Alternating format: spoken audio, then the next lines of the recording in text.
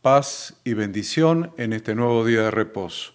Nuevamente estamos juntos, como cada sábado a las 10 de la mañana, para analizar las cosas inherentes a nuestro ministerio pastoral. Estamos hablando desde ya hace algunos sábados acerca del sacerdocio. Hemos hablado del sacerdocio en la propia familia.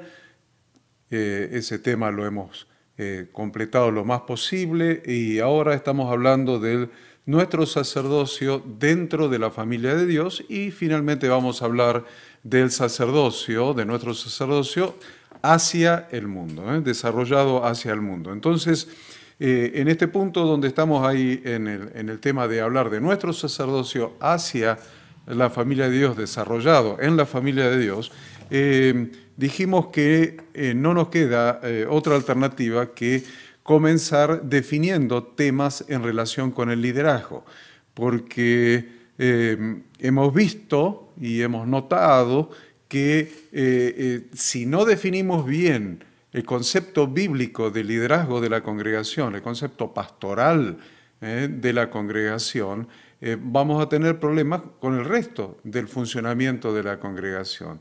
Un liderazgo sano, en todo grupo humano hay liderazgo.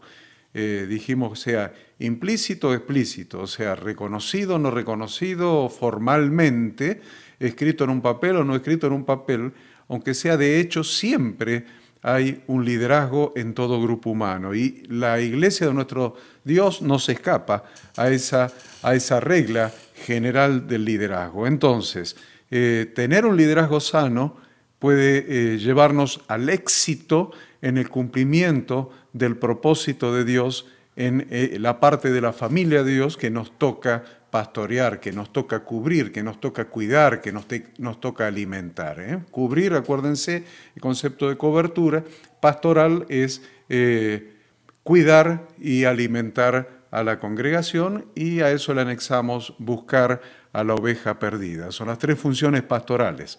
Es cuidar la grey de Dios, cuidar a los hermanos, cuidar a los hermanos de la congregación local y dijimos que también era alimentar, llevar alimento espiritual a esos hermanos de la congregación local, lo cual es enseñar las Sagradas Escrituras. Evidentemente el alimento es la palabra de Dios y en tercer lugar buscar a la oveja perdida. Esas son las tres funciones pastorales. Hemos dicho que hay algunos desvíos que se han introducido en el concepto de cuál es la función pastoral y entonces estuvimos tratando de poner en orden algunos de ellos.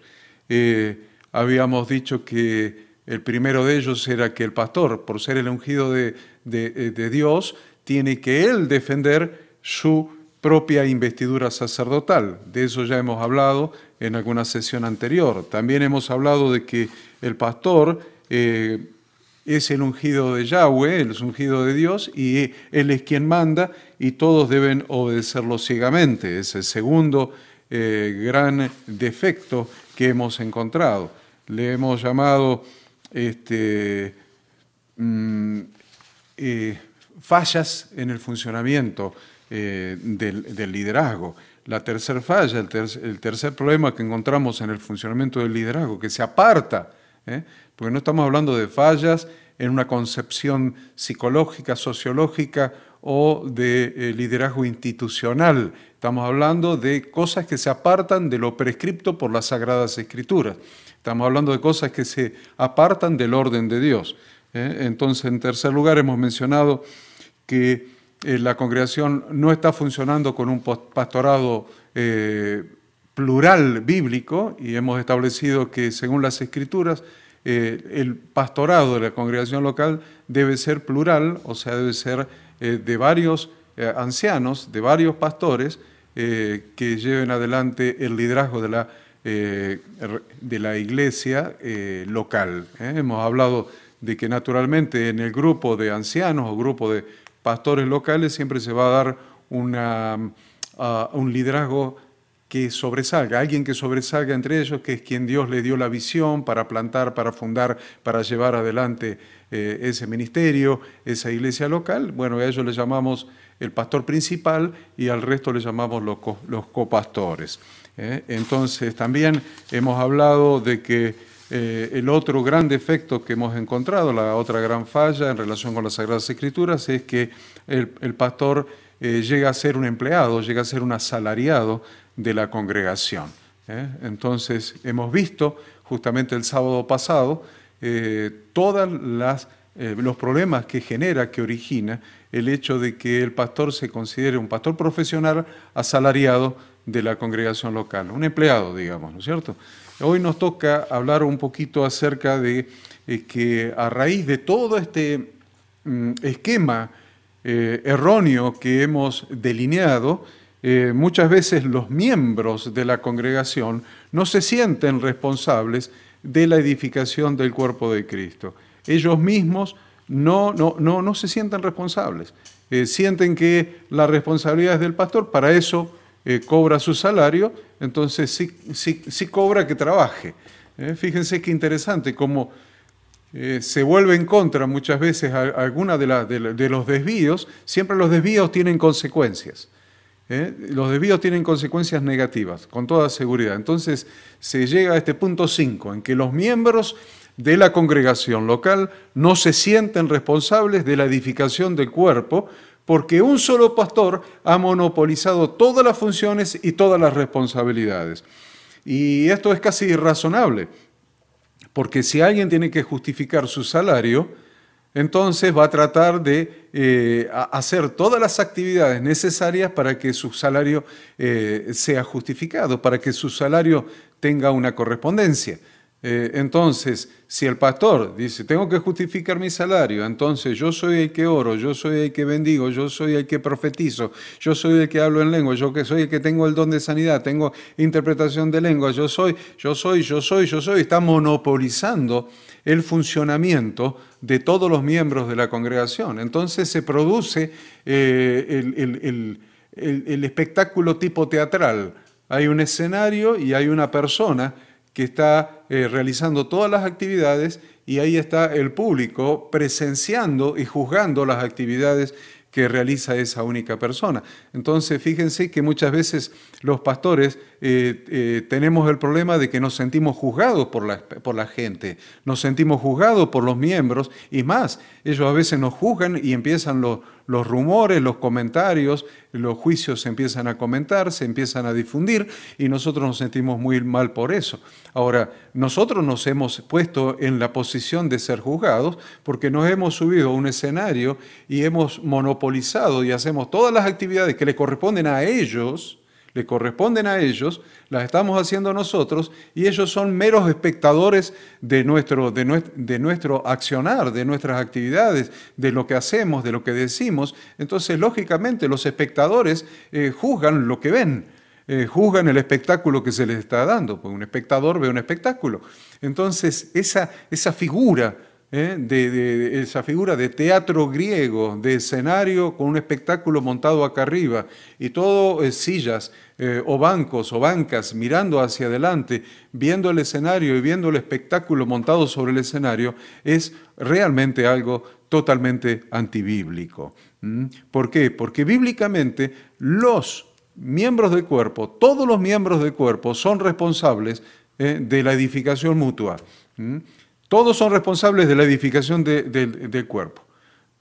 Y nuestra función sacerdotal, establecida allí en Efesios 4:11, vieron que mismo Jesús nos ha designado como pastores y maestros. Entre los ministerios que están explícitos ahí en Efesios 4:11 están nuestra designación como pastores y maestros, y seguidamente en los versículos que siguen dicen ¿para qué hemos sido designados pastores y maestros? Para la edificación, para capacitar, para equipar, para capacitar, para perfeccionar, dice la Escritura, a los santos, para capacitar, para entrenar, para perfeccionar al resto de los miembros del cuerpo, para que ellos sean capacitados y entrenados para que ellos mismos edifiquen el cuerpo de Cristo, para que ellos mismos ejerzan sus dones para que el cuerpo de Cristo sea edificado. Entonces ahí desaparece la figura del pastor que monopoliza toda la función y responsabilidad del cuerpo, sino que él tiene una función específica dentro del cuerpo, la cual es perfeccionar a cada hermano y a todos los hermanos de la congregación, lo voy a repetir, a todos y cada uno de los hermanos de la congregación, para que ellos mismos aprendan a edificarse mutuamente, para que ellos mismos ejerzan sus dones que el Espíritu Santo ha derramado sobre cada miembro del cuerpo para la mutua edificación, para la edificación del cuerpo de Cristo, hasta que todos lleguemos a la unidad de la fe y del conocimiento del Hijo de Dios. Véanse el pasaje completo y van a entender ahí de Efesios 4:11, después vamos a leerlo.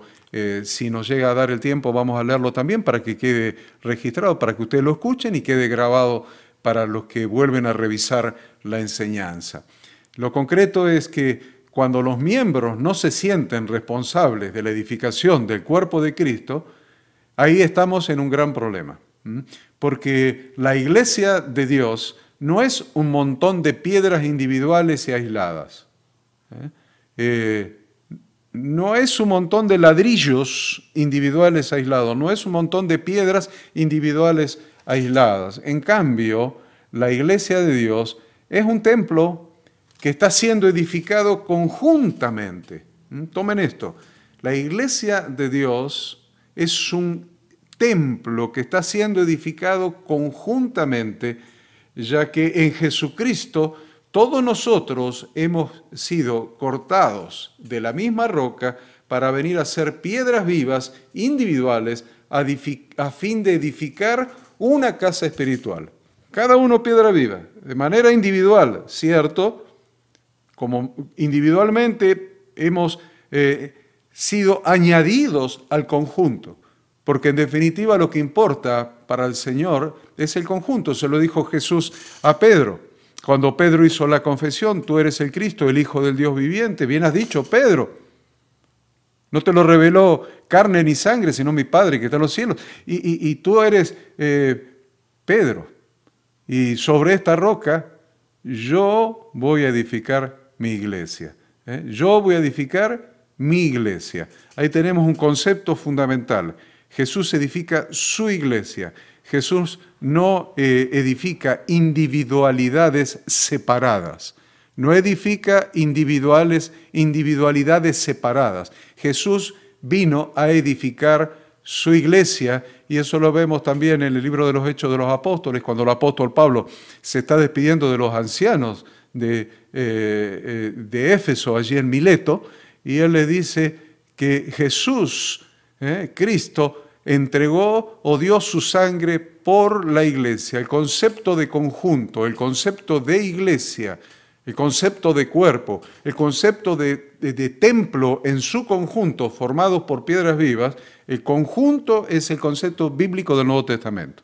Y es el concepto del Antiguo Testamento. El pueblo de Dios en el Nuevo Testamento sigue el mismo concepto del Antiguo Testamento. El pueblo de Dios, el conjunto, lo que le importa a Dios, lo que le importa a su Hijo Jesucristo, el Mesías, el ungido, el Rey ungido por el Padre, lo que le importa a Él es el conjunto de su cuerpo, el conjunto de su cuerpo.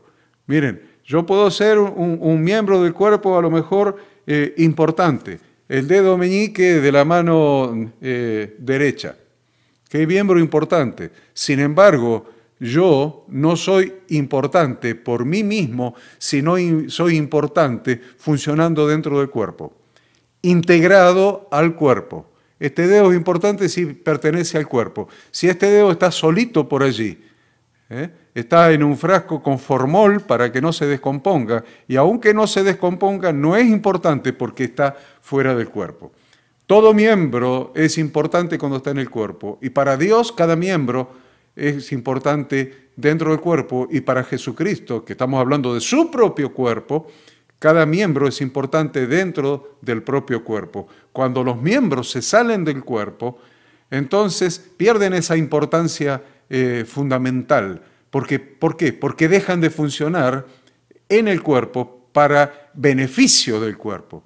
Nosotros debemos entender esto. Jesucristo es la cabeza del cuerpo que es la iglesia. Y cada uno de nosotros somos un miembro del cuerpo de Cristo. Los pastores incluidos, somos un miembro del cuerpo. Nunca somos cabeza. El cuerpo tiene una sola cabeza. Somos miembros, aún los pastores, del cuerpo de Cristo. Y todos los que están sentados allí son todos miembros del cuerpo de Cristo. A Jesús no le sirve.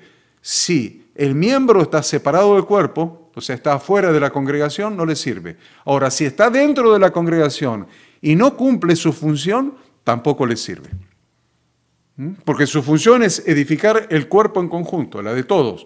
Si uno no está cumpliendo la función de edificar, a ver, si tengo que comer y resulta que, mire, yo soy zurdo, así que yo voy a agarrar el tenedor con esta mano y voy a tomar el cuchillo con esta mano, ¿sí? Y voy a cortar.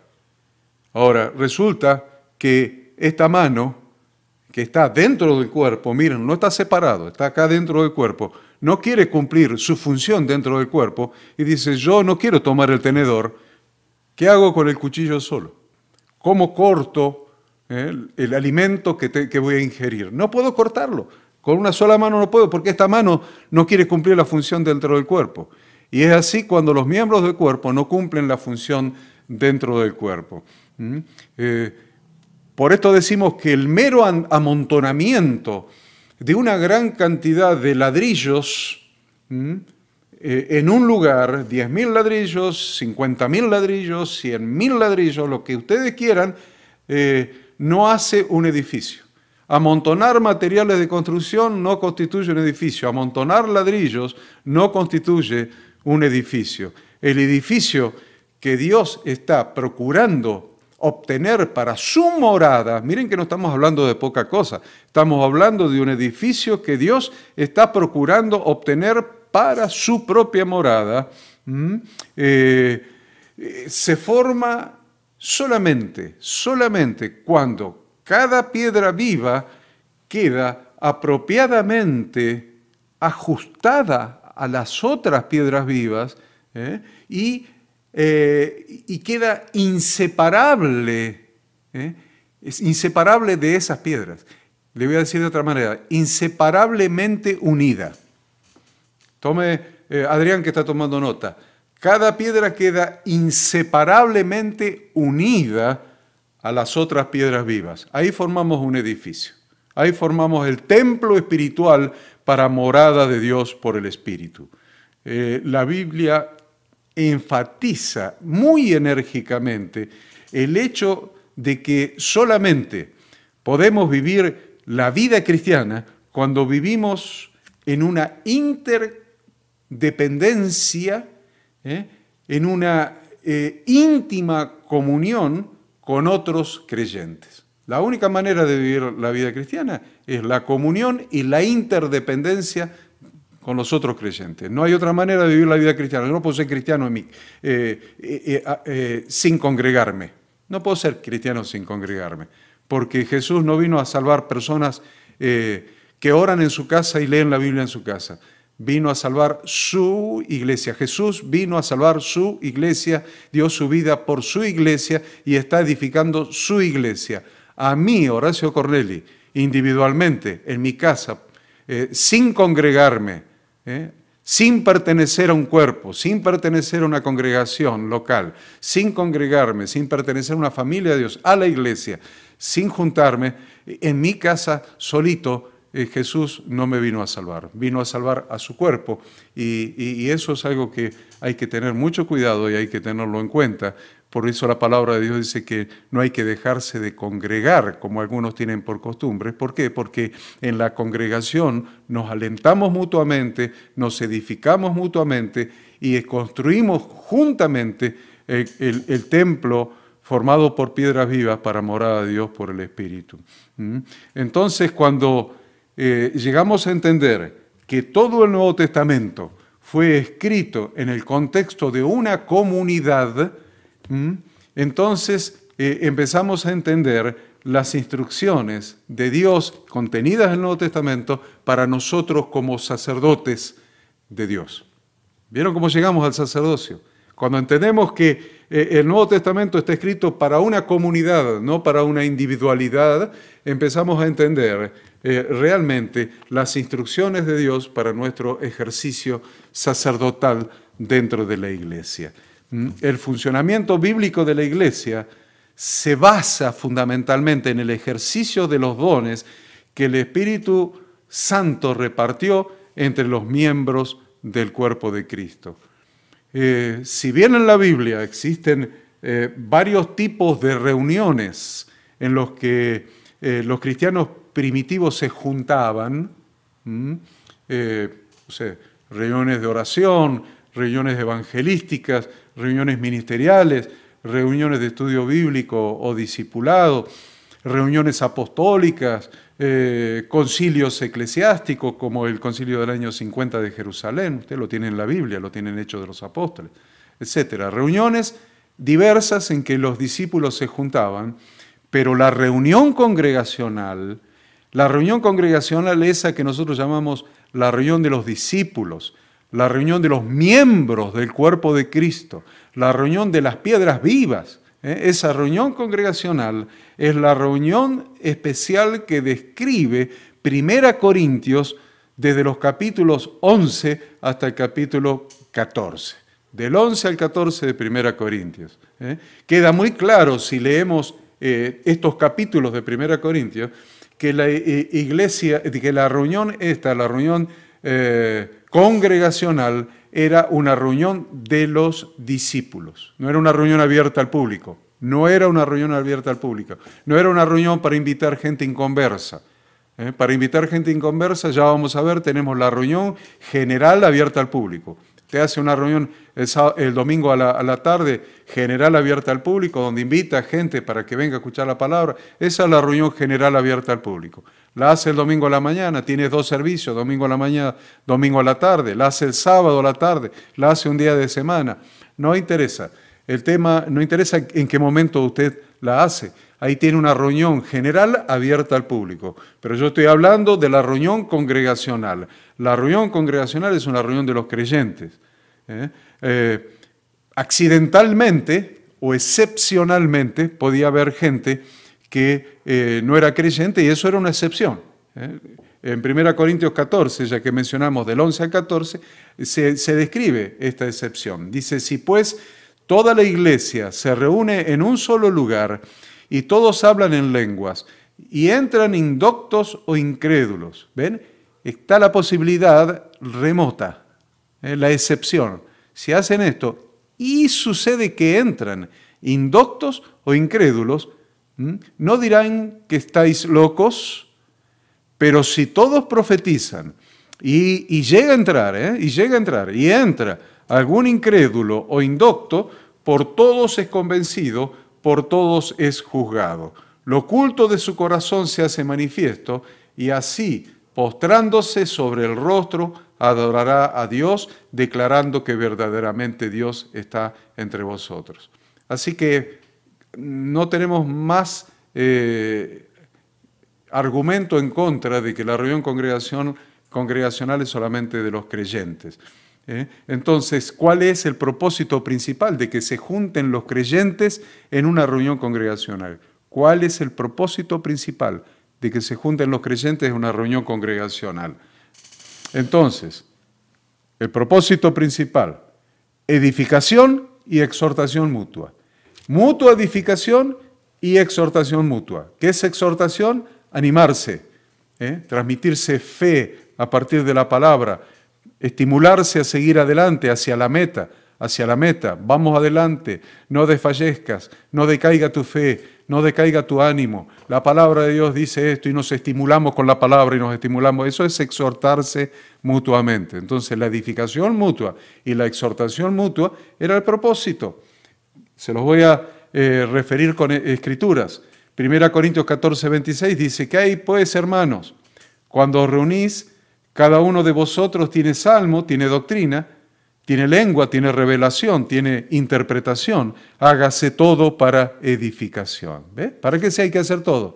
Todo. Un testimonio. Se levanta alguien, tiene un testimonio. Yo tengo un testimonio.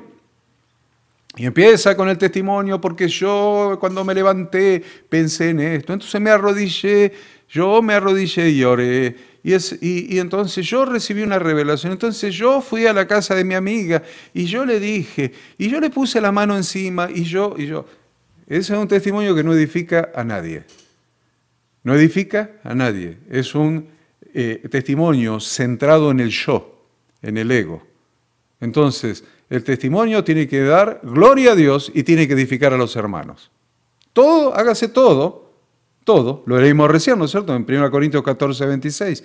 Hágase todo para edificación. Entonces, primer condición de un testimonio, de un salmo, de una palabra, de una reflexión, de una canción, de lo que el Espíritu de siempre, el primer propósito es hágase todo para edificación.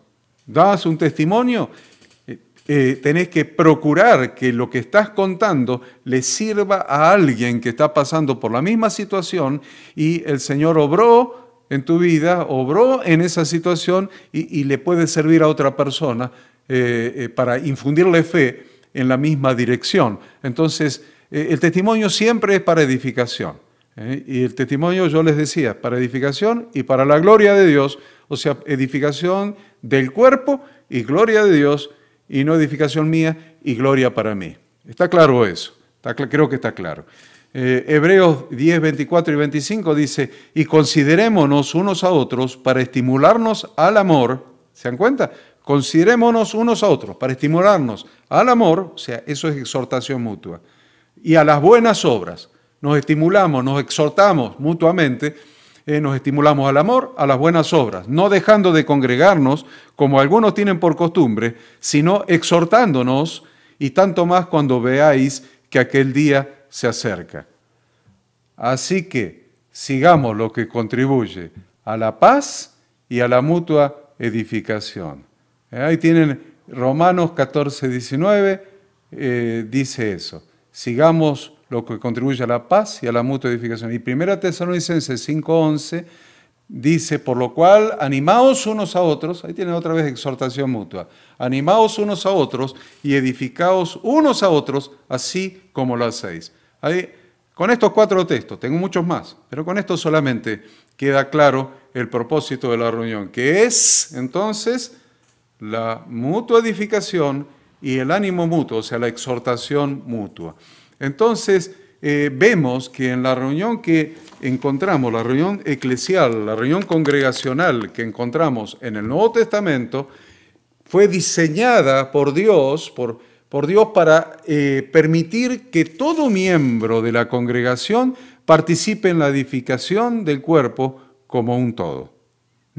Todos los hermanos venían a la reunión congregacional sintiendo que tenían el privilegio y la responsabilidad de contribuir con algo. Cada uno venía sintiendo, es un privilegio poder congregarme, pero también es una responsabilidad. Tengo que venir para contribuir con algo. Jesucristo podía funcionar libremente a través del Espíritu Santo por cada miembro de su cuerpo. Él mismo, funcionando, él, la cabeza del cuerpo, funcionando a través del cuerpo, a través de cada miembro, de forma libre. En el primer siglo, ir a la iglesia significaba, en esencia, más dar que recibir. Íbamos a la congregación a dar, a edificar a los hermanos, a edificar el cuerpo, más que voy a ver si recibo algo. Se reunían para servir a sus hermanos por medio de los dones individuales para que el cuerpo entero pudiera ser edificado. Lo vemos clarito a esto en el libro de Romanos, en el capítulo 12 del versículo 1 al 8. Esta reunión hacía real y práctica la doctrina bíblica del sacerdocio de todos los cristianos, de todos los creyentes. Esta reunión eclesial es donde se materializa el sacerdocio de todos los creyentes.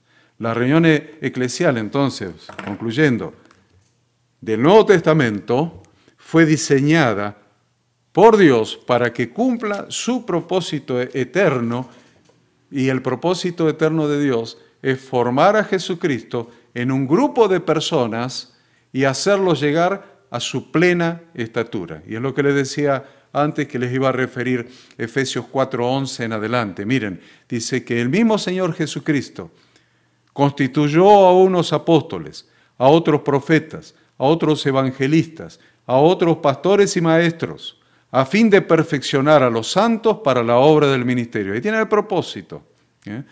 El propósito está siempre en el cuerpo, no en el show de arriba del escenario. El propósito está en el cuerpo. Si yo como pastor, mi propósito está en la excelencia del show que hacemos arriba del escenario, al que hemos denominado religiosamente plataforma, para no decirle escenario, porque es en realidad un escenario. Entonces, si estoy enfocado como pastor en el show que está arriba del escenario, estoy en un foco diferente al de mi Señor Jesucristo. Estoy en un foco diferente. Él está enfocado en una cosa y yo estoy enfocado en otra. Yo estoy enfocado acá atrás, en el escenario y en todo el show musical y de palabra y de lo que sea que se haga ahí arriba. Y el Señor Jesucristo, desde que comenzó la reunión o antes, está enfocado en la gente, en su propio cuerpo, en los miembros de su propio cuerpo. ¿Ven que puedo yo como pastor tener un foco diferente al de nuestro Señor Jesucristo, al de la cabeza de la iglesia? Entonces, dice que el propósito mío como pastor es perfeccionar a los santos para la obra del ministerio, para la edificación del cuerpo de Cristo, hasta que todos lleguemos a la unidad de la fe y del conocimiento del Hijo de Dios, a un varón perfecto, a la medida de la estatura de la plenitud de Cristo, para que ya no seamos niños fluctuantes, llevados por doquiera de todo viento de doctrina, por estratagema de hombres que para engañar emplean con astucia las artimañas del error, sino que siguiendo la verdad del amor, crezcamos en todo en aquel que es la cabeza, una sola cabeza. En todo en aquel que es la cabeza, esto es Cristo, de quien todo el cuerpo, bien concertado y unido entre sí por todas las coyunturas que se ayudan mutuamente, según la actividad propia de cada miembro, recibe su crecimiento para ir edificándose en amor. Yo creo que leyendo este pasaje de Efesios 4:11 al 16, no hace falta ni siquiera seguir con esta enseñanza, porque la misma palabra nos está enseñando. Y si somos siervos de Dios, enseñables, ya el Espíritu Santo nos habló. Si eres un siervo de Dios, enseñable, con esta palabra, ya el Espíritu Santo te habló. Y ya desarticuló tu estructura religiosa. Si el Espíritu Santo te habló con esta palabra, tu estructura religiosa se está desmoronando, se está cayendo, está desarticulada. Porque los conceptos bíblicos, los conceptos que el Espíritu Santo inspiró en las Sagradas Escrituras, son claros, son clarísimos, son contundentes, son determinantes.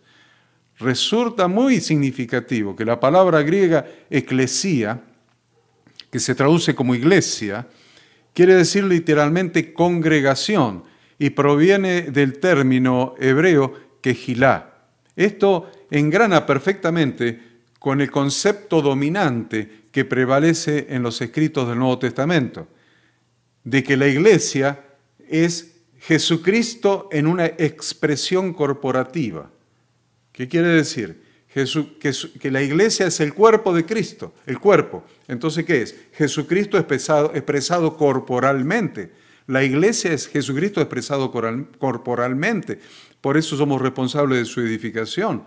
Ahora, somos responsables también por otra cosa, porque habiendo en derredor nuestro tan grande nube de testigos, está el mundo mirando la iglesia, y si la iglesia es el cuerpo de Cristo, es la expresión del mismo Jesucristo en forma de cuerpo, lo que debería ver el mundo, esta gran nube de testigos, cuando mira a la iglesia, es a Jesucristo. Porque es Jesucristo expresado en forma corporativa, en forma de cuerpo. ¿Qué es lo que tendría que ver el mundo cuando mira a la iglesia? Una religión, una estructura religiosa, un lugar donde se asiste a participar de una liturgia y todo el mundo es independiente del otro, o debería ver realmente a Cristo cuando ve su cuerpo. Cuando Pablo en el capítulo 14 de 1 Corintios nos muestra la reunión neotestamentaria, vemos una reunión en que cada miembro, capítulo 14 de 1 Corintios, cada miembro está comprometido, está involucrado, es activo, donde la edificación mutua es la meta fundamental de cada miembro. El Espíritu de Dios estaba en absoluto control y tenía libertad para moverse en forma ordenada por medio de cualquier miembro del cuerpo que él quería. De hecho, la reunión congregacional primitiva estaba dirigida totalmente por el Espíritu Santo, de modo que si un creyente recibía un discernimiento mientras otro estaba hablando, pedía la palabra y podía expresar la revelación, la reflexión que había recibido. Una persona, cuando otro hablaba, callaba y escuchaba a la otra persona lo que decía, porque en realidad estaba entendiendo que el Espíritu Santo estaba manifestándose a través de los miembros. Por eso 1 Corintios 14, que es lo que estamos hablando, 29 al 33, dice: asimismo los profetas hablen 2 o 3 y los demás juzguen. Y si algo le fuere revelado a otro que estuviere sentado, calle el primero. Miren qué interesante, calle el primero, porque podéis profetizar todos uno por uno, para que todos, uno por uno, en orden. Calla el primero y dice: mira, el Espíritu me está revelando esto con relación a esta palabra. El Espíritu me ha dado esta palabra que contribuye a lo que estamos hablando. El Espíritu me está hablando acá. Entonces eso es profetizar, ser portavoz de Dios. Ser portavoz de Dios quiere decir: acá está la palabra de Dios y yo soy portavoz de la palabra de Dios para edificación del cuerpo de Cristo y para para la edificación del cuerpo y para la exhortación mutua, para el ánimo mutuo. Así que dice que, estábamos ahí diciendo que uno por uno, podéis profetizar, ser portavoces de Dios todos, uno por uno, para que todos aprendan y todos sean exhortados, y los espíritus de los profetas están sujetos a los profetas, pues Dios no es Dios de confusión, sino de paz. No es que te vino y interrumpiste todo y querés hablar vos porque el Espíritu te tomó. Eso es mentira, literalmente es mentira. Porque la palabra dice que los espíritus de los profetas están sujetos a los profetas y que podés esperar tu turno y ser portavoz de Dios a tu turno para que la reunión se mantenga en orden y haya una mutua edificación. Entonces, miren, es tan importante el ministerio mutuo de todos los miembros del cuerpo que se constituye en el antídoto divino para prevenir la apostasía. Y constituye el mecanismo divino para asegurar la perseverancia de todos, para cultivar la vida espiritual, individual y del cuerpo, porque tenemos que venir preparados. Entonces cultivamos nuestra vida espiritual, nuestra comunión todos los días y venimos preparados a la congregación. Por eso Hebreos 3, del 12 al 14, dice: mirad, hermanos, que no haya en ninguno de vosotros corazón malo de incredulidad para apartarse del Dios vivo. Antes, exhortaos los unos a los otros cada día, entre tanto que se dice hoy, para que ninguno de vosotros se endurezca por el engaño del pecado, porque somos hechos participantes de Cristo, con tal de que retengamos firme hasta el fin nuestra confianza del principio. Por eso nos edificamos y por eso nos exhortamos, nos alentamos para mantener la confianza del principio hasta el fin. Quiere decir que la exhortación y la mutua te previene de apartarse del Señor. Si nos estamos alentando mutuamente, si nos alentamos mutuamente, si nos exhortamos, si nos impartimos fe, si nos damos una palabra de ánimo y de aliento, estamos previniendo, estamos vacunando a los hermanos contra el peligro de apartarse del Señor. Entonces, nuestra prosperidad espiritual depende de las reuniones congregacionales que están caracterizadas por el ministerio mutuo. Nuestra prosperidad espiritual está dependiendo o depende de las reuniones congregacionales caracterizadas por el ministerio mutuo.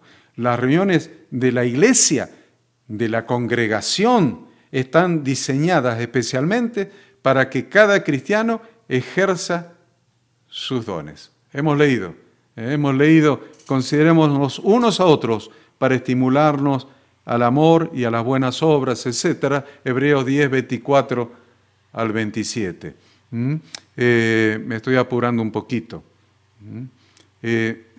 Para que nadie entienda mal este punto, las reuniones participativas no excluyen la idea de planificar. Lo repito porque algunos pastores ya están preocupados porque dicen no podemos planificar más. No, las reuniones participativas, reuniones congregacionales, yo no digo que no planifiques la reunión general abierta al público, esa planificarla completa. Hasta qué cantidad de canciones, cómo las canciones, qué canciones, planificar la palabra, planificar todo esa reunión general abierta al público. Porque esa es para hacer sentir bien a los que vienen de afuera y hacerlos sentir cómodos en un lugar afable, amable, alegre, para que lo sientan en su hogar y se queden. Yo no estoy hablando de la reunión general abierta al público, estoy hablando de la reunión congregacional de los discípulos. La reunión congregacional de los discípulos debe ser dirigida por el Espíritu Santo, lo cual no excluye la idea de planificar. Tampoco quiere decir que debemos descartar toda apariencia de orden o toda apariencia de forma. No estoy diciendo que no hay que planificar y que tiene que ser un desorden. Lo que estoy diciendo es que en el capítulo 14 de 1 Corintios estamos encontrando pautas generales que están diseñadas para mantener esa reunión funcionando en forma ordenada. No es que la voy a planificar como yo quiero y la voy a hacer ajustar a lo que yo quiero, sino que es una reunión que tiene que ser dirigida por el Espíritu Santo. Entonces, si tiene que ser dirigida por el Espíritu Santo, empecemos por lo que el Espíritu Santo dijo en la palabra de Dios en el capítulo 14 de 1 Corintios. Entonces van a ver que ahí están las pautas para mantener una reunión ordenada, una reunión funcionando ordenadamente, y termina ese capítulo en los versículos 39 y 40. Así que, hermanos, procurad profetizar y no impidáis el hablar en lenguas, pero hágase todo decentemente y con orden. Entonces, procuren profetizar todos. Cada uno tiene una palabra, yo tengo una palabra acá tengo otra palabra, acá tengo otra palabra. Perfecto. Traigan palabras, profeticen, sean portavoces de Dios todos. Pero, dice, hágase todo decentemente y con orden. Yo sé que muchos están razonando de otra manera o han venido razonando de otra manera. Han dicho, si yo permitiera que mi congregación, ahí está el primer error, si yo permitiera que mi congregación ejerciese sus dones en una reunión libre, habría un completo caos. Por tanto, no tengo otra alternativa que controlar los cultos para que la gente no se exceda fuera de control. Así se piensa hasta el día de hoy. Miren, ustedes saben, yo nací en un hogar evangélico, mi padre era pastor, así que tengo 63 años de experiencia en el tema. Y yo sé que muchos piensan así y no quieren, o sea, dicen que Espíritu Santo toma el control de esta reunión, pero no se lo dan. Se ora al principio, toma el control de esta reunión, Espíritu Santo toma el control, y no se lo dan. ¿Quién no se lo dan? Los mismos pastores no se lo dan. Entonces, están pidiendo que haga algo, y si para hacerlo te va a tener que liquidar a vos, porque vos sos el que estás interfiriendo entre el control del Espíritu Santo y el cuerpo de Cristo. Entonces, pero si orden tiene que haber. Entonces, si los santos están apropiadamente entrenados en su uso, en el uso de los dones espirituales, y saben cómo someterse al Espíritu Santo, entonces una reunión en que todos participan es algo glorioso, definitivamente. Desde luego, puede haber ocasiones, principalmente en las etapas iniciales de soltarle al Espíritu Santo, en las etapas iniciales de las reuniones congregacionales, en que algunos aporten un ministerio improductivo. que tiene una palabra que no tiene nada que ver con nada, o lo que sea, un ministerio totalmente improductivo. Ahora, aquellos que prestan un ministerio no edificante deben ser corregidos, para eso está la Escritura. Y eso recae mayormente entre los hermanos más maduros, o sea, los pastores, los ancianos. Entonces, esa corrección recae en nosotros, como pastores y como ancianos. Entonces, miren, cuando Pablo entró en lo que era la iglesia de Corinto, que realmente era un atolladero, era una cosa impresionante de desorden y de lío que había allí. La iglesia, no estoy hablando de los inconversos, estoy hablando de los creyentes. Entonces, cuando entró en ese lío enorme que había ahí, de pecado, de desorden en las reuniones, no clausuró la reunión. No clausuró la reunión, introdujo un ministerio humano que ahora yo voy a planificar y esto háganlo así y cualquier cosa me consultan porque yo voy a andar por allá, por Tesalónica, consúltenme antes de hacer cualquier cambio. No, él les proporcionó a los hermanos varias pautas generales para facilitar el orden y la edificación en las reuniones. 1 Corintios capítulo 14. Le dice Pablo a Timoteo, como te rogué que te quedaras en Éfeso, cuando fui a Macedonia, para que mandases a algunos que no enseñen diferente doctrina, ni presten atención a fábulas y genealogías interminables que acarrean disputas, más bien que edificación de Dios, que es por fe, así te encargo ahora. Siempre fue la intención de la palabra de Dios poner las cosas en orden a través de sus ministros. Orden, ponerlas en orden, dar pautas generales para facilitar el funcionamiento para la edificación y la exhortación mutua. Desecha las fábulas profanas y de viejas. Si hay un ministerio improductivo, alguna hermana, algún hermano salió con algo que no tiene nada que ver con nada, a veces pasa, hay un ministerio improductivo, bueno, vamos a corregir con paciencia, con fe y con amor. Entonces, esto incluye cosas tales como discernir la mente de Dios mediante el ministerio y participación mutuos. Obedecer al Espíritu Santo mediante la sujeción y servicio mutuos. Testificar de Jesucristo en conjunto mediante la proyección y unidad mutuas. Todo es mutuo, todo es en cuerpo. Y cada miembro es un sacerdote en ejercicio. Cada creyente, cada cristiano, cada discípulo de Cristo es un sacerdote en ejercicio que tiene esta función, esta doble función, la mutua edificación, o sea, la edificación del cuerpo de Cristo y la mutua exhortación. La edificación mutua y la exhortación mutua. Espero que esta reflexión breve reflexión, más adelante vamos a volver y vamos a profundizar mucho más acerca de la forma de la iglesia neotestamentaria.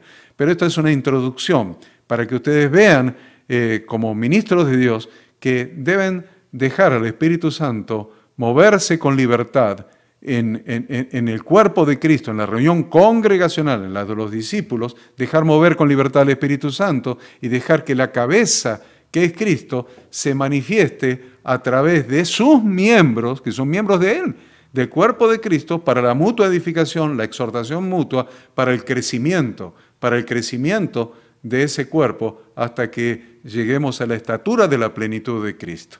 Así que por hoy creo que es suficiente. Los bendigo en el nombre de Dios.